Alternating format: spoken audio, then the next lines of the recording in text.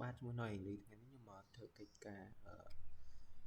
សម្រាប់បន្ទុក final នេះគឺជាកូដ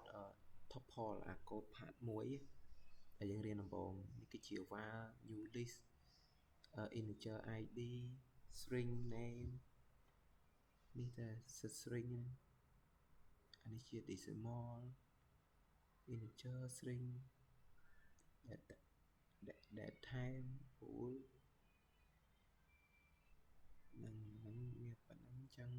យើងមើលតែហ្នឹងទៅនេះគឺជាកូដ tuple អាហ្នឹងយើងមើលតាមហ្នឹងទៅនេះគឺជា PID PNAME ហ្នឹងដើម្បីហៅពួកនេះយកដើម្បីបង្ហាញពួកនេះមកវិញនឹងកូដ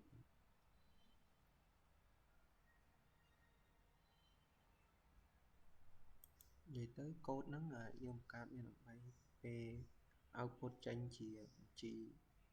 ផលិតផលឬអីគេbig បាន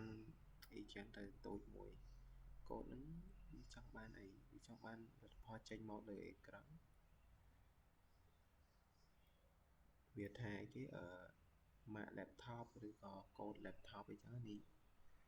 101 laptop computer Dell 1200 decimal នេះលេខ10អីចឹងទៅណាយល់អត់ថាកូដនេះ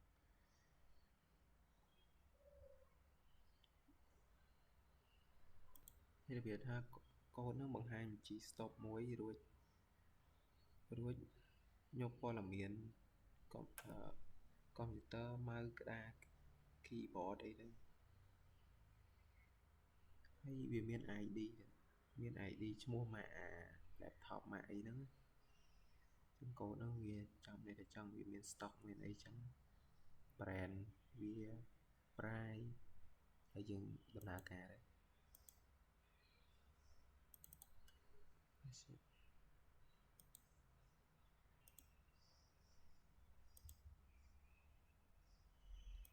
យើងឃើញនេះ ID ម៉ាក laptop Dell 1200នៅក្នុង stock វាមាន10ហ្នឹងអានេះម៉ាកអី stock វាមាន50មាន30នេះ A4 tick មាននេះតម្លៃវា45ហើយ stock វាមាន30អញ្ចឹងកូដនោះមានប៉ុណ្ណឹងសូមអរគុណលោកគ្រូ